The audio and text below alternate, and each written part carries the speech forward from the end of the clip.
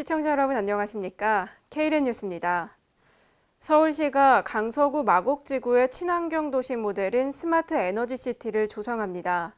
스마트 에너지시티는 친환경 에너지와 첨단 정보통신 기술을 접목해 미세먼지와 온실가스를 줄이는 새로운 도시 발전 모델입니다. 서울에너지공사는 GS건설, LG전자, GS파워 등 에너지 전문 기업들과 함께 마곡지구를 스마트 에너지시티로 만들 계획인데요.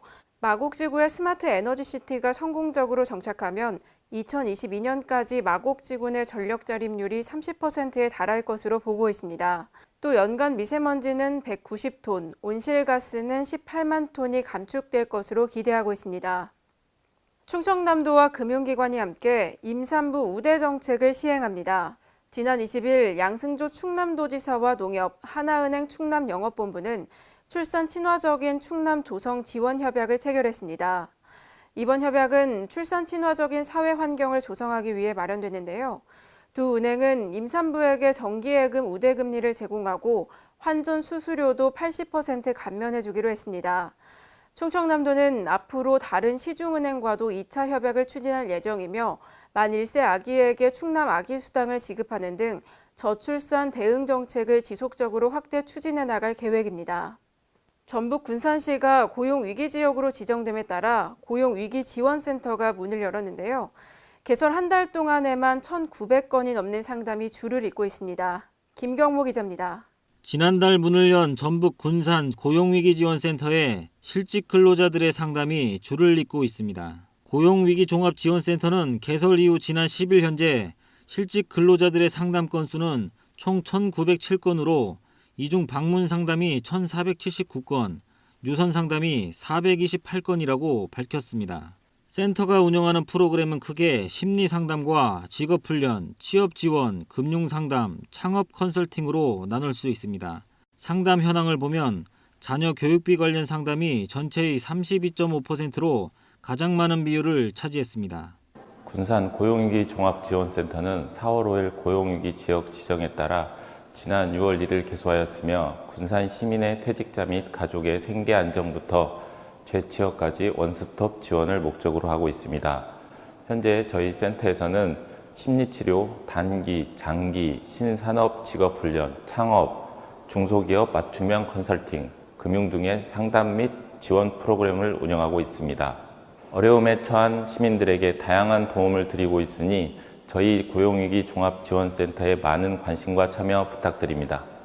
고용노동부가 지난 4월 전북 군산시를 고용위기지역으로 지정한 데 따라 설치된 고용위기종합지원센터는 퇴직자에 대한 심리치료와 직업훈련 등 지원을 확대해 나갈 예정입니다. K랜 김경모입니다. 충청북도가 지난 23일 소상공인 유관기관 자문회의를 개최했습니다. 이번 회의에서는 최저임금이 인상되면서 발생한 소상공인의 애로사항을 듣고 정부 대책에 대한 의견을 수렴하기 위해 마련됐습니다. 소상공인들은 최저임금에 대해 현장 상황이 고려되지 않은 결정이라며 업종별, 지역별, 규모별 차등화가 필요하다고 말했습니다. 충청북도 관계자는 자문회의에서 제시된 애로사항과 건의사항을 정부에 전달하고 도내 소상공인들의 피해를 최소화할 수 있는 방안을 마련하겠다고 약속했습니다. 전북 임실군이 장애인 맞춤형 재활 프로그램을 시행하고 있습니다. 특히 재활치료실이 무료로 개방돼 치료가 필요한 장애인들에게 큰 도움이 되고 있는데요. 김경모 기자가 보도합니다. 전북 임실군이 장애인 재활 서비스 제공을 위한 지역사회 중심 재활 사업을 전개하고 있습니다. 지역사회 중심 재활 사업은 보건소를 중심으로 지역사회의 인적, 물적 자원을 최대한 활용한 재활 서비스 제공을 통해 장애인의 일상생활 자립 능력을 향상시키고 사회 참여를 지원하는 사업입니다. 특히 올해 3월부터 운영에 들어간 재활치료실은 장애인들에게 무료로 개방되어 임실군 지역사회 중심 재활 사업의 핵심적인 역할을 하고 있습니다. 우리 임실군 재활치료실은 재활의학과 전문의의 자문을 받아 필수 장비를 확보하여 실질적인 재활치료를 하고 있습니다. 또한 전문 인력인 물리치료사, 작업치료사, 간호사가 환자의 상태를 수시로 확인하여 몸뿐만 아니라 인지장애 등 통합적인 재활 프로그램을 운영하고 있으며 현재 국내 3,000명의 장애인이 등록되어 있어 건강에 사각지대가 발생하지 않도록 노력하고 있습니다. 이 밖에도 관내 등록장애인이나 재활이 필요한 지역 주민은 보건의료원 관리 대상자로 등록 후 재활치료나 취미 프로그램, 건강관리, 교육 등 필요한 서비스를 받을 수 있습니다. Kren 김경모입니다. 지난 20일 대구 경북 한뿌리 상생위원회가 2018 대구 경북 상생협력 세미나를 개최했습니다. 이날 세미나에서는 기존에 추진해왔던 대구 경북 상생협력 진행 상황에 대한 검토와 평가가 이루어졌습니다. 또 민선 7기가 출범함에 따라 구체적인 상생협력 방안이 논의됐는데요. 대구시와 경상북도 관계자는 대구 경북 상생협력의 미흡한 부분을 평가하고 향후 발전 방안을 제시하는 뜻깊은 시간이었다고 말했습니다. 뉴딜 시범사업의 본격적인 시행을 앞두고 제1차 도시재생 광역협치포럼이 열렸습니다. 이 자리에 김현미 국토교통부 장관이 참석해 지방자치단체의 협력과 지원을 당부했습니다.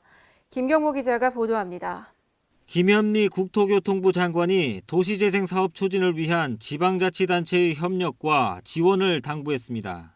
김현미 장관은 18일 전북 전주시 팔복예술공장에서 열린 제1차 도시재생 광역협치포럼에 참석해 이같이 말했습니다. 지자체와 중앙정부는 도시재생 사업의 속도감 있는 추진을 위해 함께 호흡을 맞춰가야 합니다. 지방자치단체에서는 추경 예산을 확보해 예정된 사업이 차질 없이 착수될 수 있도록 지원해 주시기 바랍니다. 도시재생 전담 조직과 인력을 확보해 전문성을 강화해 줄 것 역시 당부드립니다. 이번 포럼은 정부가 추진하고 있는 도시재생 뉴딜 사업 확대에 따라 중앙정부와 지자체 간 도시재생 경험 공유를 비롯한 정책 소통의 장으로 마련됐습니다. 재생 과정에 시행착오가 많았었는데 그걸 줄이고 그 실수를 오히려 기회로 전환하는 역량이 협치에 있다고 생각이 돼서 오늘 협치 포럼이야말로 사실은 매우 의미 있는 큰 출발이라고 생각합니다. 포럼은 도시재생 관련 소통 채널로 운영되며 정부와 지자체 협력에 기반한 협치 플랫폼 역할을 하게 됩니다. 이를 위해 앞으로 반기 또는 분기별로 주간 지자체를 방문, 개최하며 정책 동향 설명과 전문가 특강, 사례 발표 등의 프로그램을 운영할 예정입니다. Kren 김경모입니다. 오늘의 브리핑입니다. 행정안전부가 주민이 체감하는 정부 혁신의 성과 창출 속도를 높이기 위해 지방행정혁신추진단을 출범합니다. 행정안전부와 지방자치단체 소속 공무원 등으로 구성된 추진단은 정부 혁신 종합 추진 계획의 실질적인 성과를 창출하기 위해 노력할 예정입니다. 지방행정혁신추진단은 현장과 주민의 목소리를 적극적으로 반영하고 우수 사례 공유, 지역별 토론회 등을 열어 지방자치단체와 지방행정혁신을 확산하기 위해 긴밀히 협력할 계획입니다. 전라북도가 도내 우수한 한우 암소를 보존하기 위해 관리를 강화합니다. 이를 위해 전라북도는 고능력 암소축군 조성 사업을 추진하는데요. 우량 암소를 선발하고 송아지의 혈통 등록을 통해 암소의 유전 능력 결과를 데이터베이스로 구축할 예정입니다. 전라북도는 구축된 유전 능력 DB를 활용해 계획적인 인공수정을 실시하고 이를 통해 우량 송아지를 생산해 한우 경쟁력을 높인다는 계획입니다. 국토교통부가 공동주택관리법을 개정합니다. 이전 공동주택관리법상 지자체의 수리를 요하는지가 법문상 불명확해 자의적으로 법령을 해석하고 처리가 지연될 가능성이 있었던 것을 개선할 계획입니다. 이번 법 개정으로 공동주택 신고 대상을 명확하게 하고 과정이 신속하게 처리될 것으로 기대됩니다.